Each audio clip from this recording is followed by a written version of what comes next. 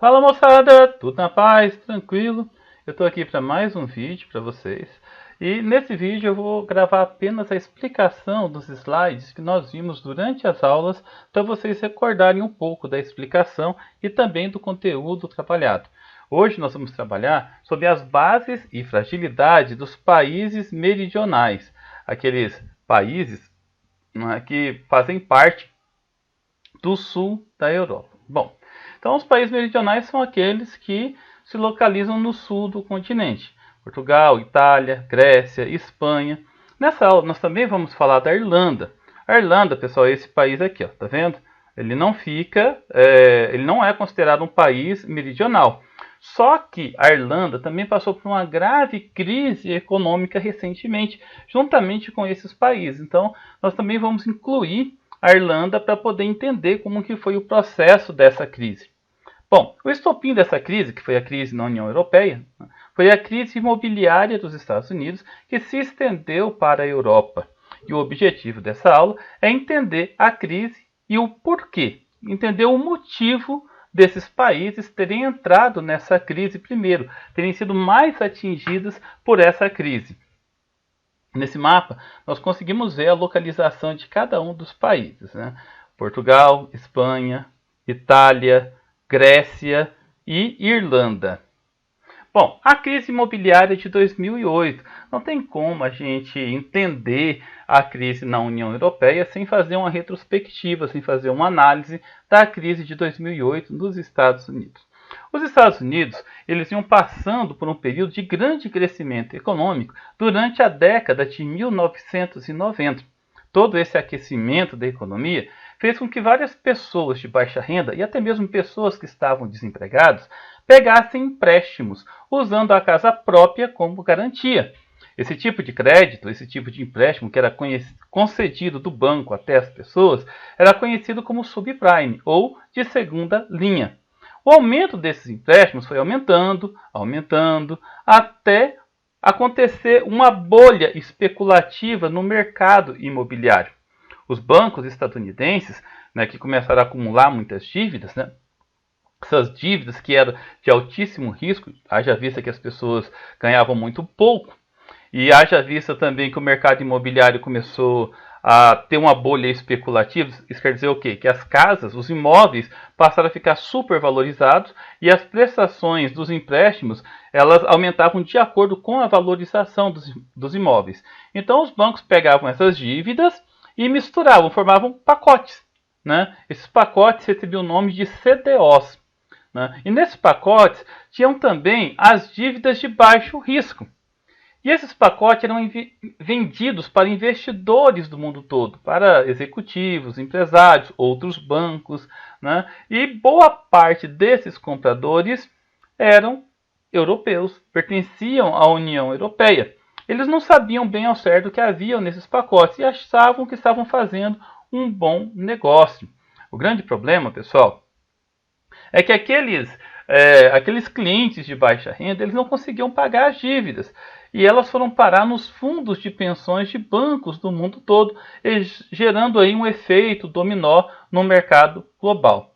E no dia 15 de setembro de 2008, o banco Lehman Brothers, um dos maiores bancos de investimento dos Estados Unidos, abriu falência.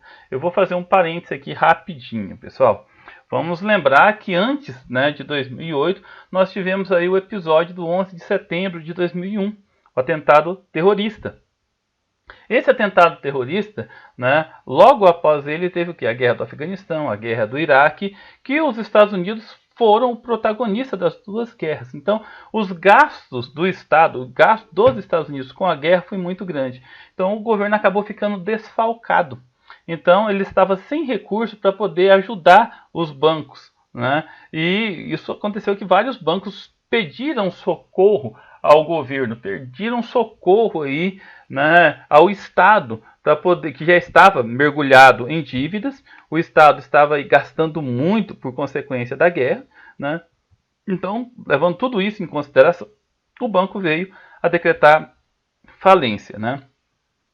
Esse episódio foi o estopim de uma crise sem precedentes que mergulhou o mundo todo numa grande recessão econômica. A União Europeia é uma grande parceira dos Estados Unidos e por isso sentiu fortemente os efeitos da crise.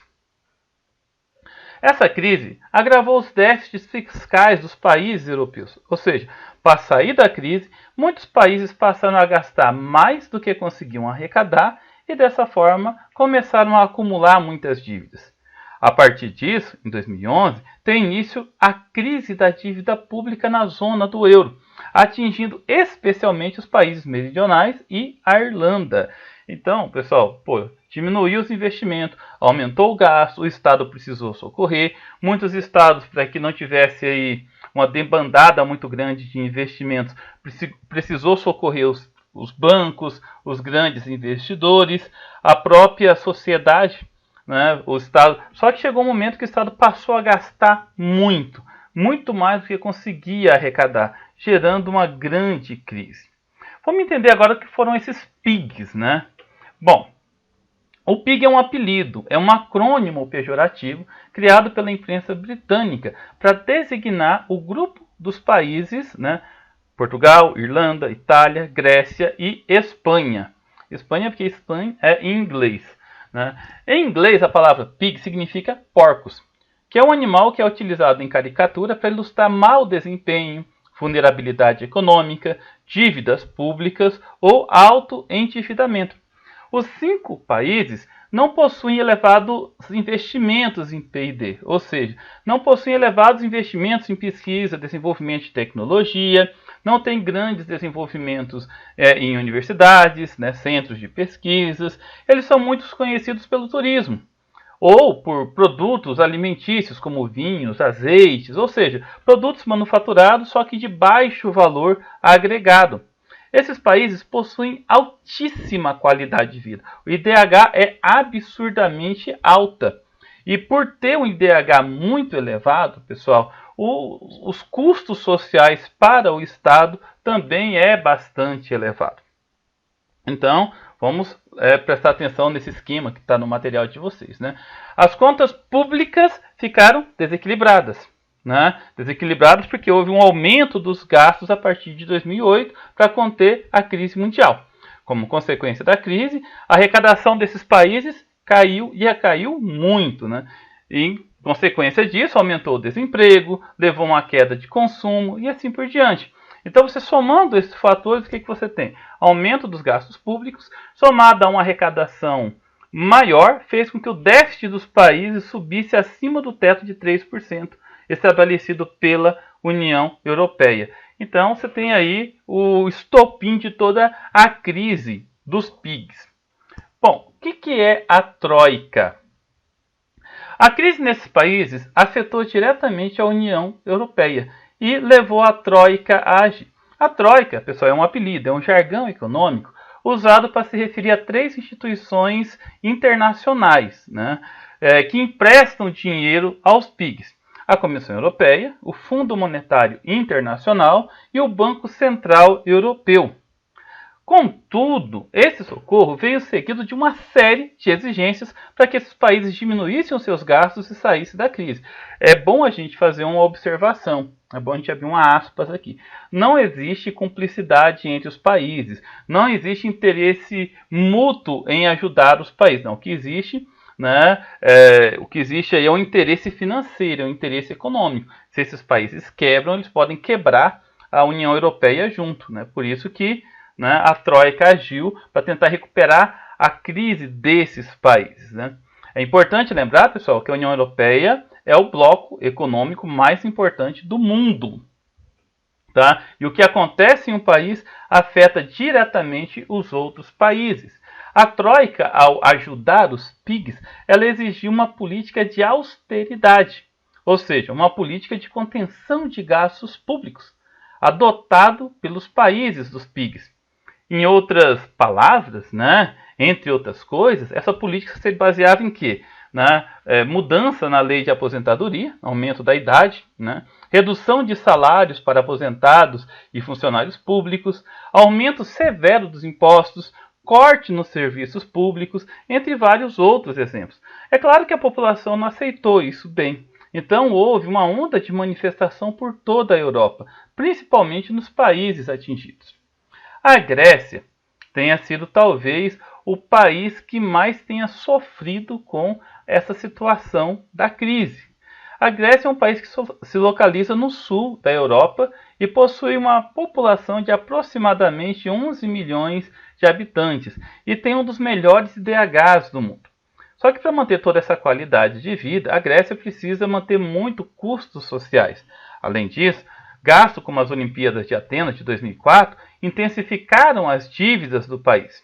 As dívidas públicas chegaram a 180% do PIB, isso em 2015. E o desemprego entre os jovens chegou a 60%. E entre a PEA, a população economicamente ativa, quase 30%.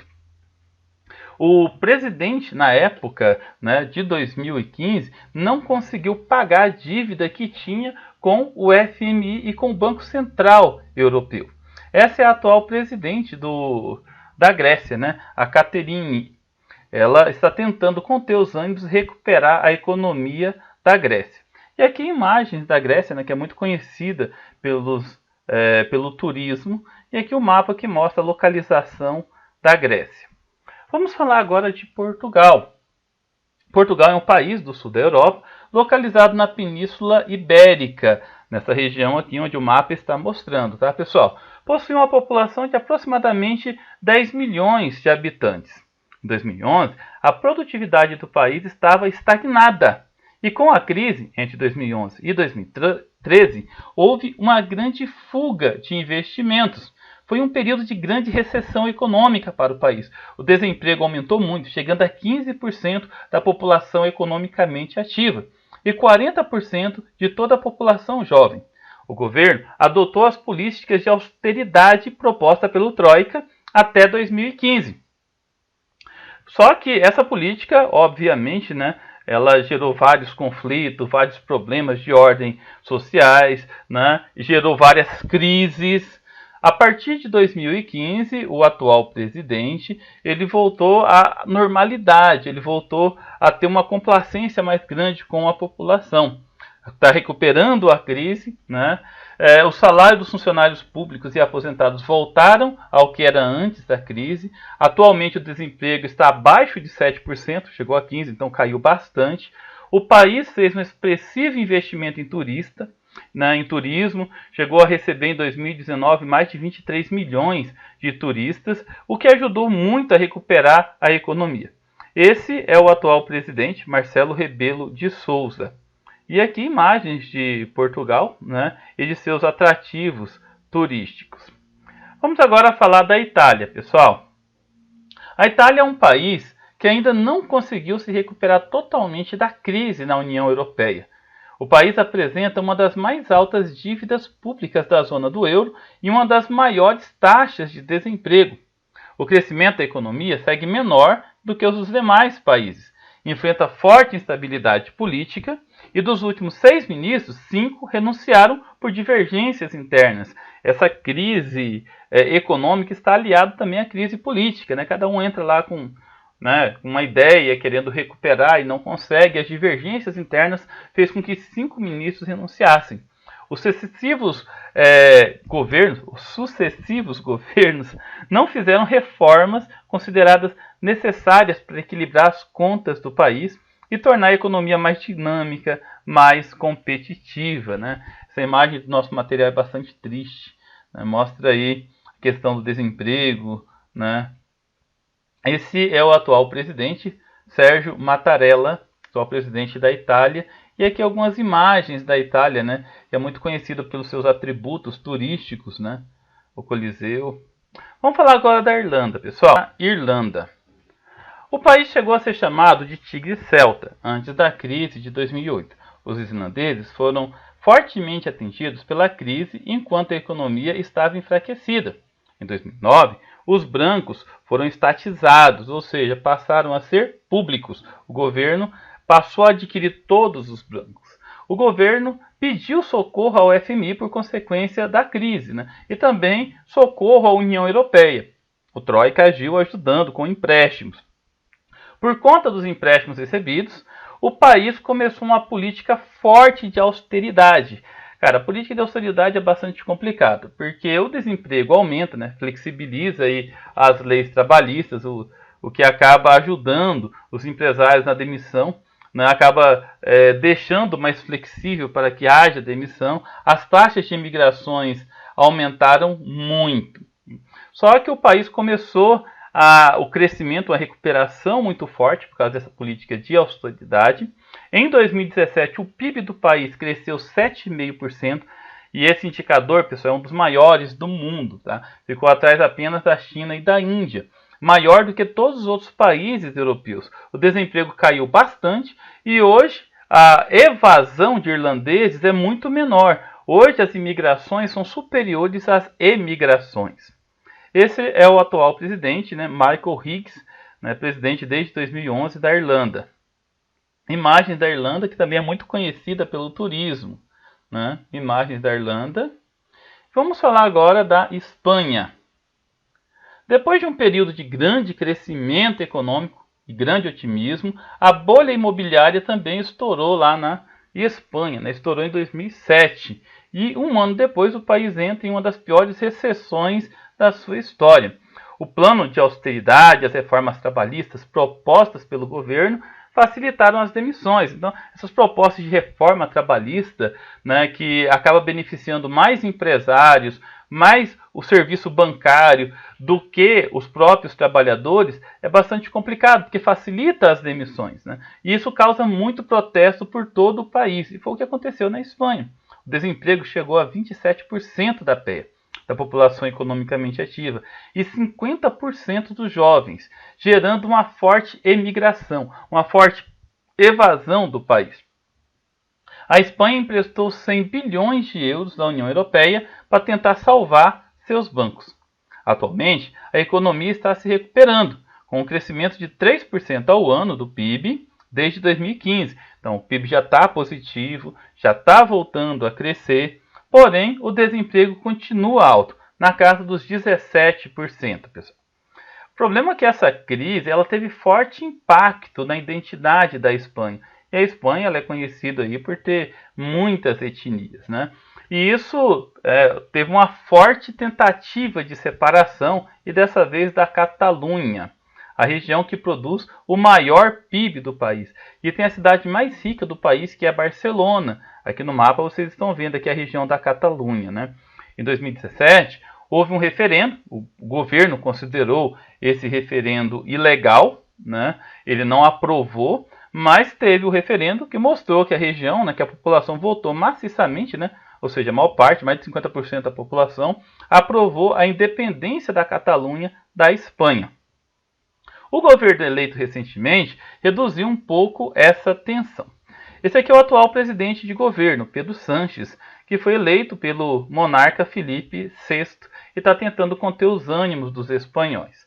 Imagens, né, da Espanha, que é muito conhecida também pelo turismo. Imagens lindas, né?